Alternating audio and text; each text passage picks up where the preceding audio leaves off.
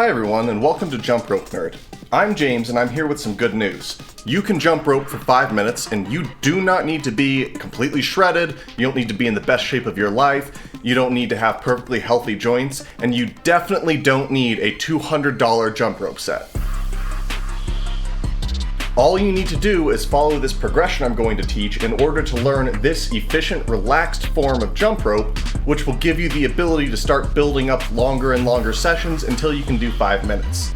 Seriously, forget the jump rope for a second. If you think you can do this movement for 5 minutes straight, or if you can train to be able to do it for 5 minutes straight, then you can jump rope for 5 minutes straight. It took me quite a while to develop the progression I'm going to teach you in this video, and it's the result of a little bit of research and a lot of trial and error. Like a lot of trial and error. In this video, I'll teach you how to jump rope efficiently, how to tell where the rope is at any given time so you don't have to worry about tripping, how to time the bounce with that rope turning, how to safely bounce on hard surfaces, and then finally what's called the boxer step, which is a little bit more of a relaxed version that's going to take even less energy. But before we get to those drills, let's talk about what you need to get started, and this is probably going to be pretty different from what you've seen in other videos. Please note that these are all recommendations, and you're going to have to decide for you what the best balance is between efficient and safe technique, what is safe and healthy for you, and what you personally prefer, because the goal is to have fun, and if you're not having fun and you're not enjoying it, you're probably not going to stick with it. So that's actually a very important consideration when you're trying to figure out how to train and how to practice. You're going to need some space to practice where you're not going to be knocking things over with the jump rope. You're going to need some shoes, you'll need a jump rope, and then you'll need a playlist of 3 to 5 songs that you enjoy. Or you can use a timer for 10 to 15 minutes, but I strongly recommend the music for reasons I'll get to in a second. So I actually recommend practicing jump rope on a hard surface with shoes that have less padding and support. Now, this isn't what I did when I first started refining my technique. I started off with very supportive shoes, and I used a mat for about half of a year. And honestly, I'm glad that I did, because I was using really high impact technique. My technique was causing me to get aches and pains, not just jump rope itself, and it definitely wasn't a matter of just getting the right shoes or finding a softer surface. I made my technique lower and lower impact to the point where I felt comfortable getting rid of the mat, which let me use more of the parking lot I was in, and then eventually I switched to more minimal shoes, which helped me feel the ground a little bit better and let me refine my technique even more. However, if you believe that landing like this on a hard surface is going to hurt you, then this video is definitely not for you, because if that's causing pain, then trying to jump rope for 5 minutes straight, even with the softest surfaces, could seriously hurt you. A more supportive shoe can be great, but sometimes that extra padding can make it hard to tell exactly where on your foot you're landing and where you're pushing off of. And those may seem like small details, but if you want to jump rope for 5 minutes, you're going to have to talk about doing about 700 jumps in a row. And in that case, these little differences can really add up. So it's not like you're going to get injured on day 1 or something like that, but my point is that having a bit more ability to feel exactly how you're landing will let you correct little imbalances before they become painful or even injuries. You're also going to need a jump rope, and for this video I recommend you use a PVC rope, the cheap one, with plastic handles, no fancy joint, and you're going to have to cut it very short to be able to follow along with this video. Now that's not what I started with. I started with this fancy Buddy Lee rope that has metal handles, it has this joint that prevents tangling, and it still has PVC, but it's a little bit thicker. I still prefer PVC, even though a lot of people much better than me recommend beaded ropes. You can definitely use a beaded rope, but I just was not as tough as those people because I found it to be way too painful, and I found that kind of discouraging. I don't know that the handle type really makes that much of a difference. I prefer shorter handles, but some people prefer longer handles, and honestly they're probably a little more efficient. I'm just not used to it, and so my preference is a short handle. And the reason I prefer a rope with no joint at the end instead of a handle with a joint is that tangles can be really annoying, but tangles also give you feedback about how well you're controlling the rope. If you control the rope well enough, it will not tangle. Now that requires some work, but the entire point of this video is that if you make turning the rope the easy part, then you can focus completely on your footwork without having to worry about where the rope is or how fast it's going. So I do recommend that you use a short rope even if you're just a beginner. And the reason for this is that I kept my rope a little bit longer because I thought it would make it a little easier at first, and longer ropes just look cooler. People look cooler when they're jumping rope with a longer rope. But in my quest to really get better at jump rope and be able to do it for minutes on end, I realized that a longer rope was holding me back, and I just kept making my rope shorter and shorter and shorter. Even when I thought my rope was a bit too short, I was still having this issue with my hands raising up to my side and moving the rope with kind of my shoulders and my arms instead of with my wrists. Now, no matter how much I thought, okay, keep your hands down, keep your elbows tucked in, move the rope with your wrists, it didn't seem to really change what I was doing. So I recorded myself and I watched it back, and I started to think, I wonder if what's happening is my rope is too long, and to make sure it doesn't drag on the ground too much, I am raising my arms up to the side. So I gotta do this wacky bird motion, or whatever you want to call that, to get the rope to move. Now, there's lots of people way better than me that use a long rope and don't have this issue, and they probably do something special with how they turn it.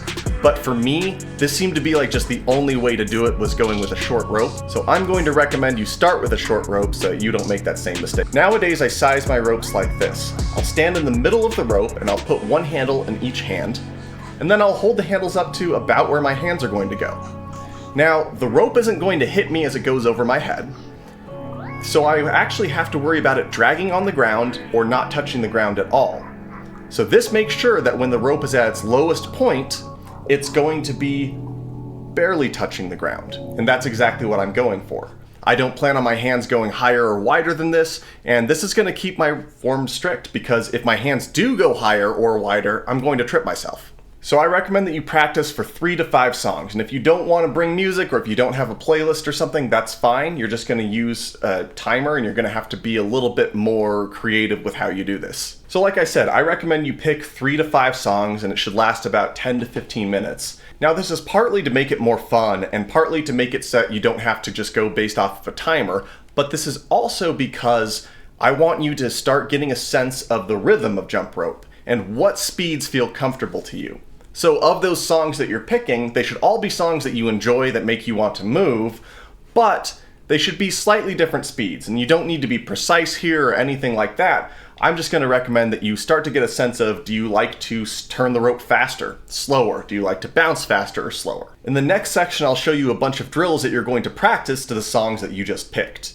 Now, the drills are organized in a progression from the least to most advanced, but none of these should be exhausting. They might be challenging sometimes, they might be tiring sometimes, but they should never be just frustratingly difficult or exhausting, and they should definitely never be painful. You should not feel pain during or after these movements. If you're working with songs, you can start to split things up however you want. Do you want to do a minute of a turning drill and then a minute of bouncing drill? Maybe a swing, swing, hop, or something you find kind of challenging during the choruses, and then just rest for the rest of the song? Or you could do something like alternating between a really easy drill and a much harder one for the first and second half of the song. It's whatever works for you. First, your practices are going to consist of a lot of turning drills and a lot of timing drills, but as you get more comfortable, you're going to spend more time actually going over the rope and more time bouncing, and eventually you won't really need to do any of these turning drills at all. A few practices a week is plenty, and I can't emphasize enough, please don't put much pressure on yourself. Just take it easy, make it lighthearted. Remember, we're trying to trip ourselves with the rope 700 times in a row. It's a silly activity, it's goofy, but it's fun, so let's not take it too seriously and make it a whole intense thing. I also want to say, if you need to take some time off between sets, if you need to take days, weeks, months off between sessions, that's all fine. Give yourself some grace. Throughout a lot of this video, I'll show footage of myself from 2022 and 2024. There's not much from 2023, and you want to know why? Depression. Let's talk about how you hold the grip. You need a relaxed grip that's going to allow you to turn the rope fully. And so even though you're going to be holding the rope with all fingers touching it, it's only going to be these 2 fingers really controlling where the rope goes and accelerating and decelerating the rope. The goal is to be able to rotate the rope with your wrist. So try this. Make a really intense fist. Now make circles with your wrist. You shouldn't be able to do it, unless you start to relax your fingers. And so if you get really scared of jump rope, which is super common and something I still deal with, sometimes you'll tense up, and in that case it actually makes it so that your technique is worse because you're not able to get the rope where you need it to be, and then you're going to have to start compensating for that. So instead of making a fist, think of like making an OK sign. And in this first drill, you're actually going to be holding on to both of them at the same time just to get started. So you can really sort of emphasize holding on here. And again, still a closed hand, it's just that I'm not squeezing with these fingers, they're pretty loose. And this will let my wrist continue to rotate, so that way I can point the rope down at the ground, which is exactly where I want it to go. So we're first going to go over a couple of one-arm turning drills that will teach you how to keep a rhythm with the rope, how to speed it up and slow it down, and how to truly just control every single turn of the rope. For this drill, we're going to be making that OK shape I just talked about, and we're actually going to be, like I said, holding on to both handles. This is a super exaggerated version. It's more like this maybe when I do it. You mostly change the speed and direction of the rope on its way down. But to get it started, you need to get it up first. So there's always going to be a little bit of an awkward movement during that first turn. And that's partly why I think it's important to learn to start with side swings, because then you can avoid that awkward movement being part of your first actual jump. So you have to do this kind of awkward push, swing forward and back at first, but then from here on out, you can just think about pointing the handle at the ground right next to you. You have a few goals here. One is going to be trying to keep the rope moving at a consistent tempo. Another one is going to be maybe even try to see if you can speed it up or slow it down, see if you can match a song on your playlist, see if some songs feel more comfortable than others, and just generally get a sense of what it's like to turn the rope. This whole time you're going to have your elbow tucked, and remember, you're only accelerating the rope as it goes down. It's almost like you're letting the rope just float up, and then you're pointing it at the ground each time, and then letting it float back up after it hits the ground. Crucial part here is trying to make this a straight line. Now mine was cutting all across in front of me when I first started doing these types of drills, and I thought it was just like, oh, you know, this is because it's a drill and not the actual thing. That may be part of it, but I was actually just holding my wrist way too tight, and I wasn't really able to get the full motion, which meant that instead of having this really nice straight line, I had these crooked lines that weren't always consistent. Having a straight line means that you're going to be able to make the rope a normal shape that you can jump over every time. Quick reminder also, please keep a loose grip this entire drill. Personally, I like to think that I'm like playing a drum and striking the ground each time I want the drum to be struck, and that helps me think about the rhythm sense of it. It helps me think about accelerating or decelerating on the way down, and it helps me think about just letting my hand kind of rebound and float back up after that first movement.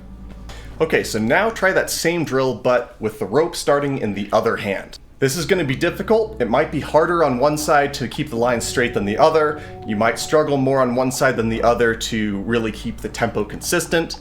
And one thing I'm going to recommend at this point is, now that you know how to do this on both sides, even though we're still holding the handles only in one hand, try to mimic the other hand, because during most of this motion you're going to be using both hands, right? Okay, now that we have a sense of how to turn the rope in either hand, let's practice crossing it over to the other side of the body and turning it there. Your goal is to make a straight line also across, so I'm going to try to hit the rope immediately on the same side as the rope is on, and then on its way down. So we speed up and slow down and change sides only as the rope is coming down. On its way down, I'm going to try to then hit it on the other side. Then I'm going to keep it there, and I'm just going to keep doing this motion, and I'm going to take a minute to try to have things straighten out. And this might be very awkward for you, and that's totally fine. It's going to feel awkward because you're actually turning the rope backward. Check this out. If you start there, I'm going to keep the rope going in the same direction, and look, my wrist is actually going the opposite way of what it normally would be doing. Okay, so let's move on to the two-hand side swing. Now, the two-hand side swing is how you're going to recover from tripping. It's how you're going to get the rope started. It's also going to be something that you can make patterns off of to add a little bit of flourish to what you're doing, or to be able to like just have some recovery or some rest, or take just one or two steps off, but keep the rope going at the same tempo. We're going to take that OK grip we just learned, and we're going to grab each handle and kind of squish it between that thumb and index finger, then wrap your fingers around to the rest of it. From here, it's going to get a bit weird. You're going to go into this position. Now, this has a couple nuances to it. There's going to be a hand that's higher than the other hand and a hand that's lower. I'm going to call the higher hand the top hand. So the top hand is higher and it's more forward. Now for this first drill, the top hand doesn't change. And what you end up having is the top hand is doing a lot of the work and the bottom hand is moving a little bit, but it doesn't have to move as much. However, I encourage you to still keep this somewhat strict, because later on, if you get lazy with this, this is when the rope is going to get tangled. I'm still having to start it with that awkward push forward, bring it across, and then I have to go to the other side. And the tricky part here is making sure that the top hand is still higher and more forward than the other hand. This is going to be something that I think won't take you too long. There may be just some trial and error involved in this part.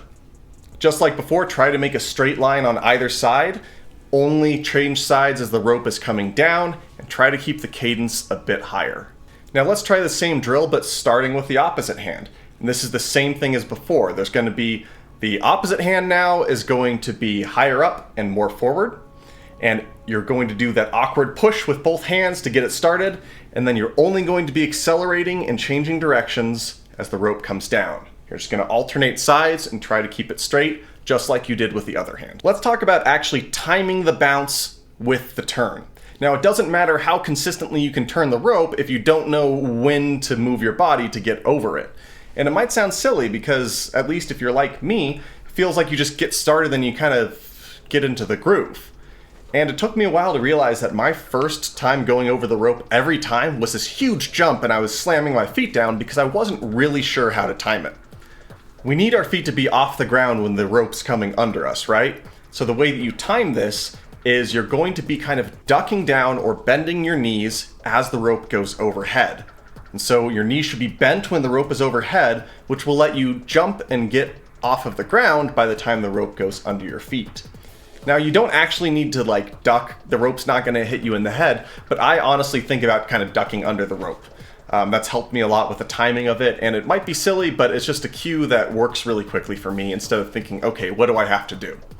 Now, if this feels really awkward, that's because it's the opposite of how we normally jump. See, because at this point, as you're going down, your hands are going up, and as you're going up, your hands are going down. And if you think about how we normally would do a vertical jump or a broad jump or something like that, our hands have the opposite movement. Our hands go down when we go down and they go up when we go up. So if this feels a bit awkward, that might be one of the reasons why. You can kind of think of it in this rhythm like down, down, duck, down, down, down, duck, down. If you're thinking about down is when you're hitting the rope against the ground next to you and making that straight line, and then duck is when you're going to bend your knees and then move that top hand over and then point both handles to the ground next to you. I'll go into more detail about this in future videos, but you want the top hand to be crossed over when you open up the rope. Otherwise, it's going to be very difficult to avoid tangling.